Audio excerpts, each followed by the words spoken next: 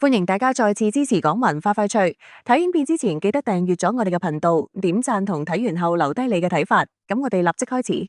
今日要同大家分享一宗發生喺中學文憑試 DSE 考場入邊嘅罕見意外。對於全港幾萬名考生嚟講，DSE 係人生中其中一個最重要嘅轉捩點，每一分每一秒都至關重要。但係喺剛剛舉行嘅地理科卷一考試入邊，竟然發生咗一宗令人意想不到嘅漏字事件。考卷圖例上面嘅土地利用變咗做土地利，就係因為呢一個字嘅缺失，導致全港多個考場需要緊急宣布更正，甚至要延遲1分鐘收卷。呢一件事雖然望落好小，但背後反映出嘅考評制度漏洞同埋應變機制，絕對值得我哋深挖。我哋先嚟詳細還原案發當日嘅經過。事發喺 DSE 地理科卷一，呢一張卷係地理科嘅核心，涉及大量嘅地圖閱讀同圖表分析。喺考試進行途中，有考生發現試卷第一頁嘅圖例入邊，原本應該標示土地利用 land use 嘅位置，竟然漏咗個用字，變咗做土地利。呢一個錯誤雖然喺語境上唔難推斷，但係對於追求嚴謹嘅公開試嚟講，係一個唔應該出現嘅低級錯誤。考評局接獲報告之後，即刻啟動咗緊急程序，要求全港考場主任向考生宣布更正，並統一補償1分鐘嘅考試時間。大家可能覺得1分鐘時間可以做啲乜嘢？但對於地理科呢一種題量極大、需要大量繪圖同邏輯書寫嘅科目嚟講，1分鐘可能就係畫完最後一條等高線，或者寫完最後一個結論嘅關鍵。喺社交媒體上邊，唔少考生反映當時心情大受影響。有人話原本已經好緊張，突然聽到宣布要更正，思緒即刻斷咗。亦有人抱怨1分鐘嘅補償根本補唔返個心理陰影。呢個就係我哋要探討嘅第一個點：公開試嘅權威性與嚴謹度。講到考評局嘅應變程序，我哋要明白一份公開試考卷係經過多輪校對 proofreading 先可以落入考生手中，由擬題員出題，到審題委員會審核，再到校對小組反覆檢查，點解最後仲會出現漏字？有資深教育界人士分析，呢一種錯誤通常發生喺最後嘅排版 formatting 階段，可能係排版軟件嘅文本框縮細咗，或者係轉成 PDF 格式嘅時候出現咗切斷。但係作為全港最高級別嘅考評機構，呢一種錯誤無疑會令大眾對其校對程序產生質疑。我哋要深入探討一下地理科專業角度點樣睇呢個錯誤。喺地理學入邊，土地利用 land use 係一個非常核心嘅概念。佢唔單止係講緊一塊地攞嚟做咩，仲涉及都市規劃、農業分佈同埋可持續發展。如果考生喺圖例上邊見到土地利，可能會一瞬間懷疑係咪有新嘅專業名詞，例如係土地利益或者土地利用率嘅簡寫。雖然大部分考生最後都能夠憑常識判斷出係土地利用，但喺極高壓嘅考試環境下，任何一個微小嘅疑慮都會轉化成巨大嘅壓力。呢單新聞亦都引發咗網民嘅熱烈討論。有人話考評局收咁貴報名費，竟然連字都校對唔好；亦有人戲稱土地利係咪暗示緊香港土地只有利益？呢啲嘲諷背後，其實係大眾對公平性嘅極度關注。如果因為呢個漏字導致某部分考生理解錯誤而失分，考評局點樣去補償？1分鐘時間真係可以抵消考生嘅心理波動咩？我哋再從心理學層面去睇，喺萬人參與嘅考試入邊，環境嘅穩定性係發揮水平嘅基石。突然嘅宣佈會打破考生嘅流暢狀態 flow state， 對於一啲心理質素較弱嘅考生，呢個宣佈可能導致佢哋喺接落嚟嘅10分鐘入邊都無法集中精神。考評局喺宣佈更正嘅時候，唔同考場嘅處理手法係咪統一？有冇考場主任嘅語氣太過急促，導致驚慌？呢一啲細節都係影響公平性嘅變量。事實上，呢個唔係考評局第一次喺 DSE 試卷中出錯，過往亦都曾經出現過地圖坐標錯誤、年份誤植等問題。呢個反映出喺追求高效擬題嘅過程中，人工校對嘅盲點依然存在。未來係咪應該引入 AI 自動校對系統嚟輔助？呢一個係值得思考嘅技術方向。AI 對於文本嘅完整性同格式對比，往往比肉眼更加敏感。我哋再睇呢一次補償1分鐘嘅科學性。喺教育測量學中，補償時間嘅原則係恢復平衡，但係地理科卷一長達3個鐘，1分鐘嘅比例極低。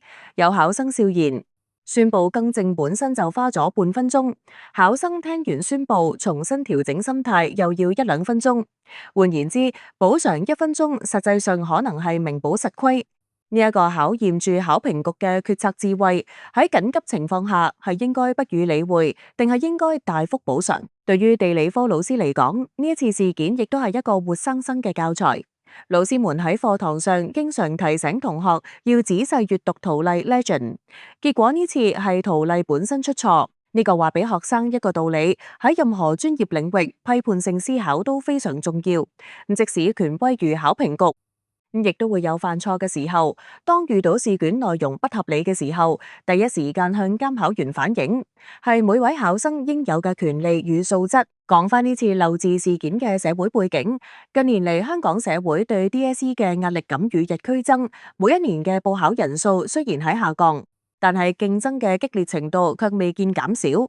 喺呢一種社會氣氛下，公眾對考評局嘅期望係零失誤、一字之差。喺平時可能只係笑談，但喺 DSE 嘅天秤上，佢承載住社會大眾對制度公平嘅最後一絲信任。面對呢一種情況，考評局除咗道歉同補償時間之外，更應主動披露事後嘅調查報告。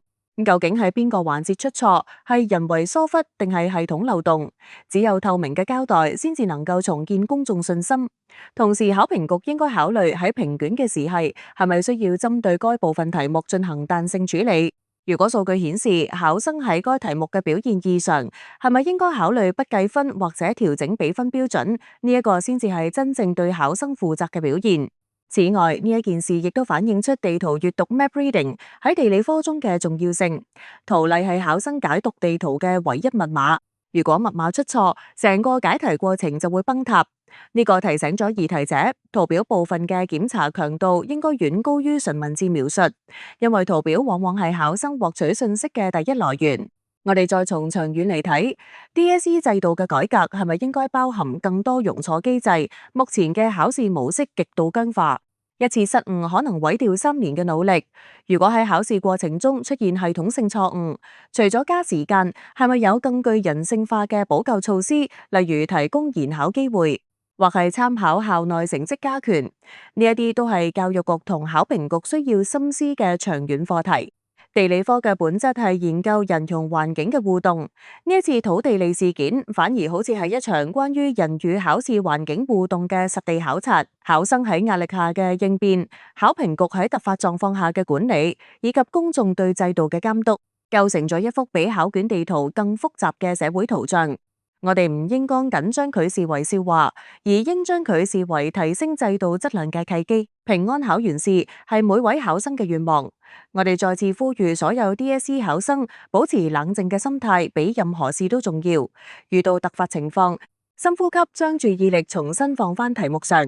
你哋3年嘅努力唔會因為一個漏字而白費。同時，亦都希望考評局能夠吸取教訓，喺接下嚟嘅科目中展現出應有嘅專業水平。最後，我想對所有考生講，人生係一場馬拉松，DSE 只係其中一個站。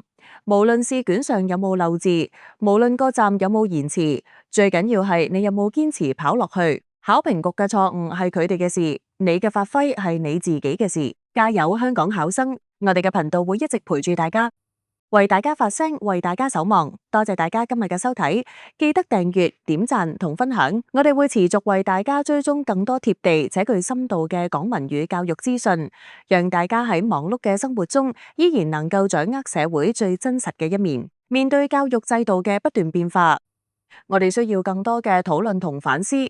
呢一次 DSE 地理卷漏字事件，雖然最後以延時1分鐘平息，但佢留俾我哋嘅思考遠唔止嗰1分鐘。從行政管理嘅流程優化，到對考生心理健康嘅關注，每一個環節都值得我哋持續監督。考評局作為香港教育嘅把關者，責任重大，容不得半點鬆懈。等我哋一齊期待一個更公平、更完善嘅考評環境。生命只有一次，機會亦都係。我哋珍視每一位學生嘅付出，亦都要求制度給予相應嘅敬畏。呢一個唔僅只係關於一個用字，更加係關於成個社會對專業二字嘅定義。希望呢篇3000字嘅分析能夠讓大家對呢一次事件有更全面、更深層次嘅理解。大家都嚟到最後啦，未訂閱點讚嘅朋友請訂閱點讚，同埋可以睇埋我哋今日嘅其他精彩內容。我哋下一集會繼續探討 DSE 其他科目嘅熱門話題，請唔好錯過。